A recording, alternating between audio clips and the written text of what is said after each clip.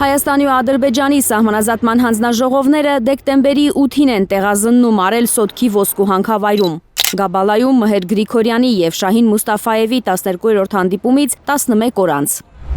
Հայաստանի փոխվարչապետի գրասենյակից վստահեցնում են, սահմանազատման արդյունքում նոր տարածքներ չի կորցնի հանքավայրը։ Մեր գրավոր ուղարկած հարցերից սակայն չեն պատասխանում հետևյալ հարցերին.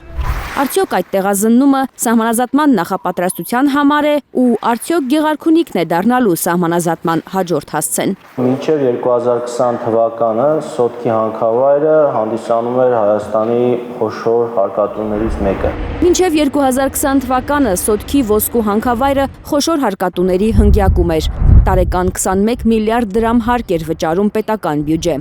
44-օրյա պատերազմի հրադադարից 17 օր անց նոյեմբերի 26-ին առանց մեկ կրակոցի ադրբեջանցի զինվորները դրոշ տնկեցին հանքավայրում։ Այդ օրվանից հանքն ամբողջ ծավալով չի աշխատում։ Տարեկան հազիվ 1 միլիարդ դրամ հարկ է տալիս։